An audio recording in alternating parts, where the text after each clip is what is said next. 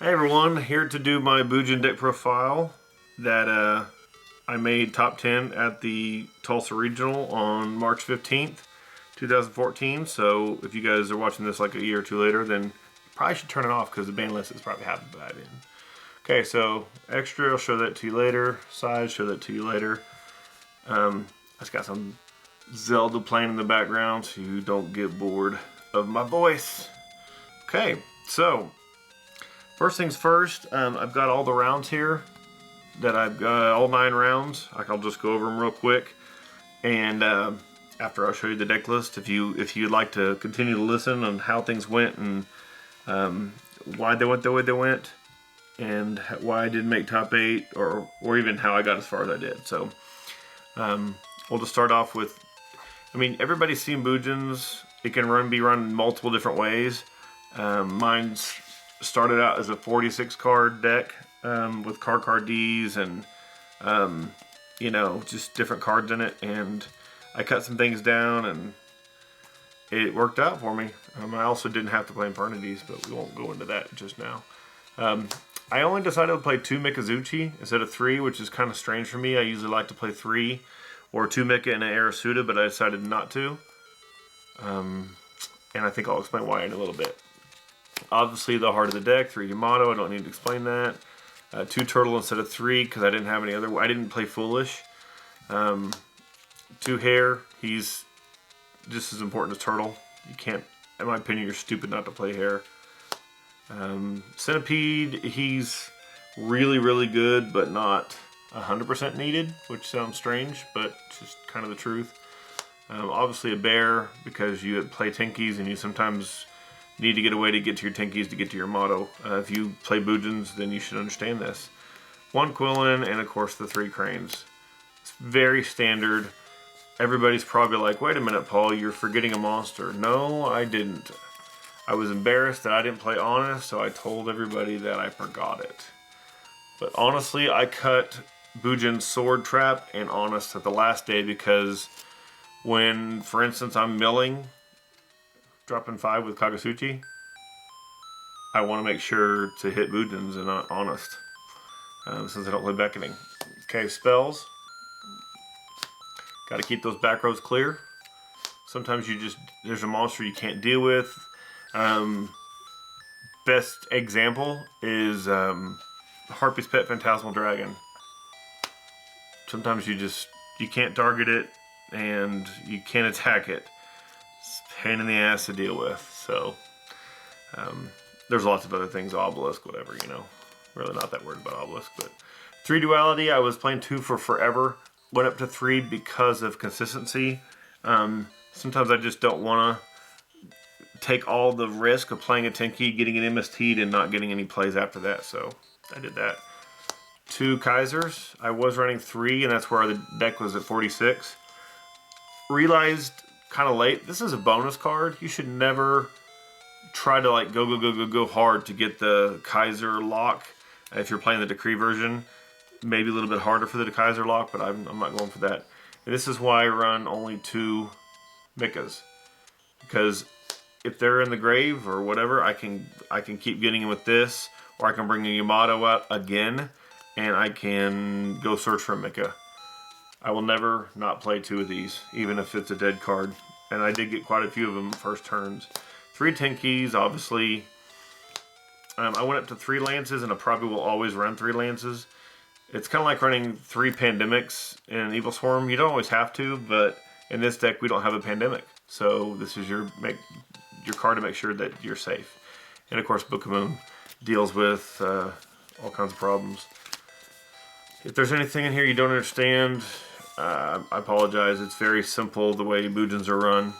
And my traps, double Mirror Force. I will always run Mirror Force ×2 in this deck unless I'm running a Savage Garden OTK. Mirror Force is great otherwise. So I was going back and forth between these 2 cards, because at the time when I was building this deck, I didn't have room because I was running Sword, and I was having to choose between these 2. And my thought was, Warning can't be lanced and Compulse can. But then there are circumstances like certain cards that can be, protected against spells or traps, and then you could chain this like Omega, for instance. Not the greatest example. 2 horns, and I know this card isn't everybody's favorite because you don't absolutely have to play it to play Bujins. You could play Deep Prisons or something.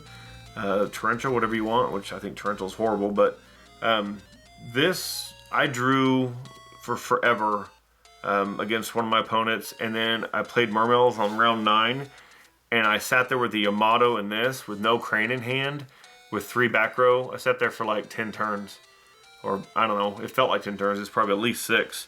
He kept bringing out Tidal, and I would remove Hair, and then his Tidal would die, and we rolled 26, and then I got to draw.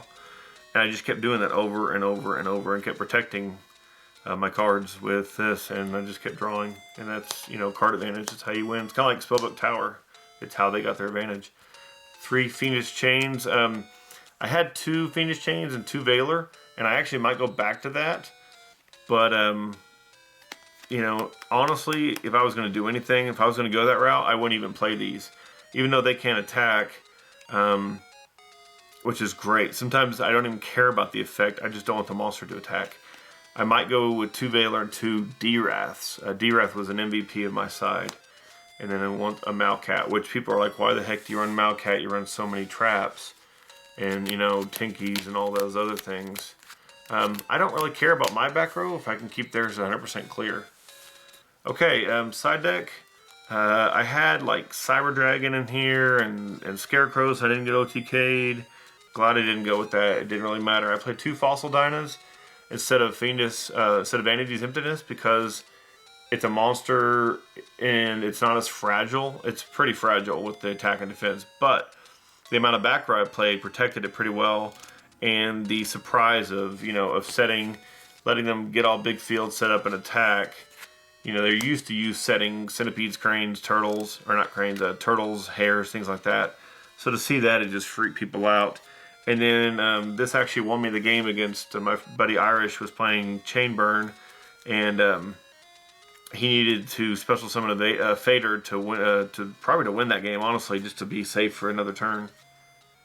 So anyway, I got lucky and drew the Fossil Dino when I needed it. Swords of Concealing, great against the mirror match, which I did not run into. My version does better than most with the mirror, but it's not anything special. And then, of course, Noble Knights was my #1 reason to run that card. So we got a system down. The reason that's in there is because I didn't run Cyber Dragon. And usually they leave something on the field that is treated as Cyber Dragon. I can just scoop their field up with the Chimera Tech. That's to take care of Machinas and Gear and everything else. Twister for the Light Imprisoning Mirror and the Iron Wall and whatever else. Soul Drain, you know. Spell Shattering for Fire Fist mainly and Noble Knights. Prohibition because we double checked a ruling at this Jinx. Well, I still call it Jinx, but it's Tulsa Regional. Samson, our head judge, double triple checked, and if you Prohibition and hit Harpy Lady, they can never use Hunting Ground against you while this card is up.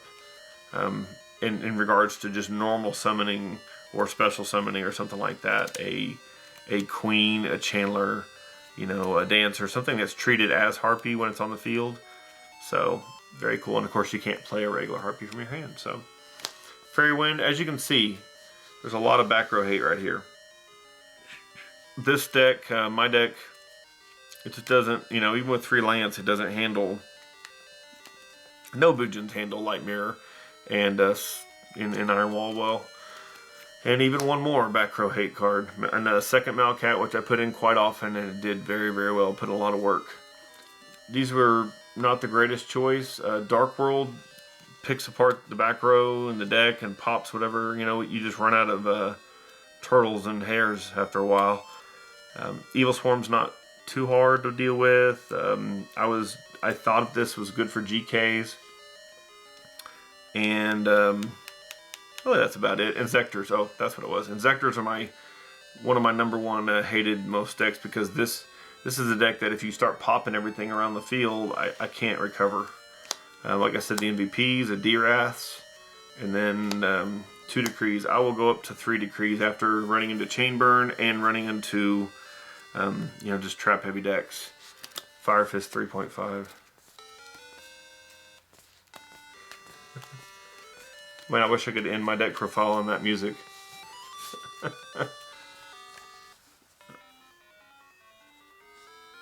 Let me go back and throw some Mario Brothers on. Alright, so extra deck we'll speed through here. Kagasuchi, 2 Susans, 1 Omega. Absolutely, you're retarded if you don't run Omega. It won me so many games. Like 5 back row, played Omega. My opponent just, oh man, didn't expect that. Tiger King, got to run 1. Corn was very, very clutch when I ran into raccoons. They set those stupid little, I don't even know their name, I can't pronounce them. My buddy Braden will probably just type it in here in the comment section. The little rank 2 guy that if you have 2 of them out at the same time, he's kind of like a lockdown. The Shark, Direwolf was very needed against the Light Mirror play. Paladynamo was my buddy Steve's MVP. I only brought it out once. Excite Night, I brought it out once, but it was good when I needed it. Maestro, wow, I didn't realize a lot of these are ulti. Suki I didn't bring out, but there was a circumstance where I could have, and it would have been great either way. Abyss Dweller, I didn't bring it out against Mermels because I'd never gotten a scenario where like I said before, I was just Yamato with a horn and back row, and then I won that game with a Mirror Force play, being patient. Cowboy, of course, and Chimera Tech. You're stupid not to run Chimera Tech right now, in my opinion. So there's the deck. I would love to go into each round into like super detail, but I can't. This is probably going to be a very long profile. So I'll just speed through it. First round was my only, like, I don't want to say not tier 1, but most of these were pretty much tier 1 or so, close to it at least. But this was GB's, not tier 1. The guy was nice, but he just didn't. His deck was hollow, and he was proud of that. And I hadn't seen anybody top deck like he did all day, but I beat him 2-0. He made a couple little misplays, but I don't think they would have mattered. So that's done. Okay, round 2 was Spellbooks. This was really hard. That Fate just, I could never find a way to get rid of it. You know, I didn't draw the Prohibition on game 2 or 3. It was just hard. Making sure I got rid of his tower was important. I, put in all the back row hate I could, because, the new version runs quite a few traps. I don't like the water level, so I'm going to skip you. Castle level. Okay, so that was Spellbooks. Beat him in 3. And game 3, I have 7,500 to 14, well, 0 obviously. We went into turns. The only reason he didn't beat me here was by turn 5. He had 3 Priestesses in hand and only 2 Spellbooks. And neither one of them was Secrets or Crescent or any of that. It was like a Wisdom and an Eternity or something. And I had a D-Wrath down, I had a Heron Grave, so I would have protected against the first 2 Priestesses. One of them would have been dead. The Hare wouldn't have killed my Yamato, and then he could have brought up the third one, popped something, attacked, I would have been lower on life, then he could have overlaid, and that would have sucked. Or the other way around, however he would have did it, or just stole the Yamato with Big Eye. I don't know if I would have won that. That would have been almost impossible. Fire Fist 3.5, leopards, and this guy ran a really weird version. I've never seen it before. He did well throughout the day. I want to say that he's bad, but he wasn't. He ran caribous and boars and pretty much everything that Fire Fist had and did really well all day. I think he went X2.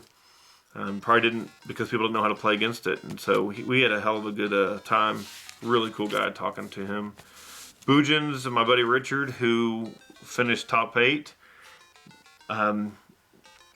He beat me 8,000 to nothing game 1. And I just never drew Yamato. And then game 2, we grinded it out. It shows here 2,300 to 1,500. And then I guess I squeaked out the win. I think I just summoned Crane or something. And game 3, I beat him 8,000 to nothing. He drew horrible, just kept setting stuff. And it was pretty sad.